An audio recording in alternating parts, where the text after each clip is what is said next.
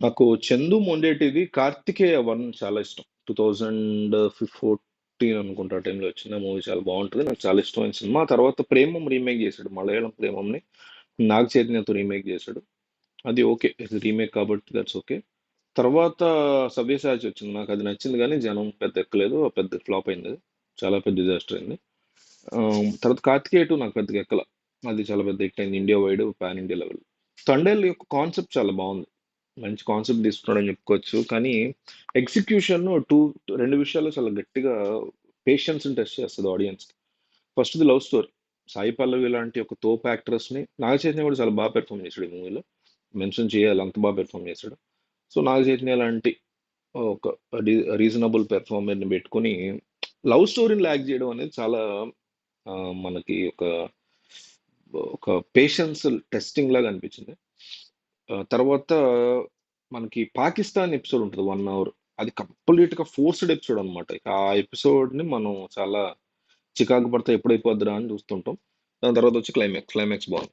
దేవిశ్రీ ప్రసాద్ ఈ మూవీకి ప్రాణం పెట్టేశాడు. కంప్లీట్‌గా అసలు ఈ హీరో అంటే ఈ మూవీకి దేవిశ్రీ ప్రసాద్. సినిమాటోగ్రఫీ ఒకటి చాలా బాగుంది. ఈ ఇద్దరే టాప్. వాళ్ళ తర్వాత సాయి పల్లవి, నాగ చైతన్య. ఈ నలుగురు కూడా ఈ యొక్క పిల్లర్స్‌లా చెప్పుకోవచ్చు.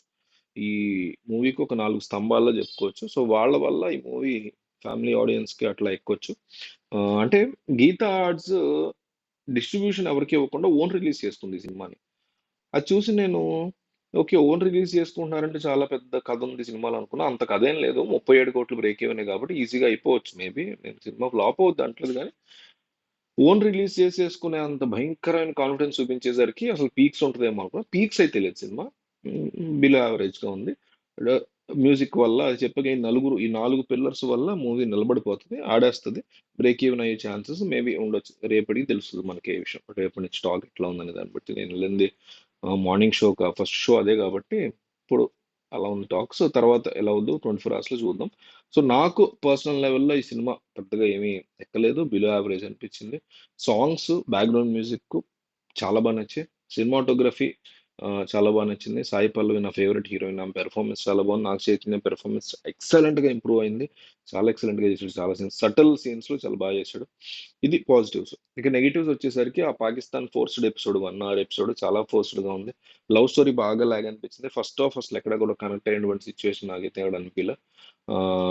అలాగే ఆ ఫ్లేవర్, నేచురల్ ఫ్లేవర్ చాలా చోట్ల మిస్ అయినట్టు అనిపించింది. 'చందు మొండేటి' కొన్ని ఎక్సలెంట్‌గా తీసాడు 'కార్తికేయ 2' అంత పేలవంగా తీసాడు అనిపించింది. దానికంటే ఇది ఇంకా నాకు బ్యాడ్ అనిపించింది.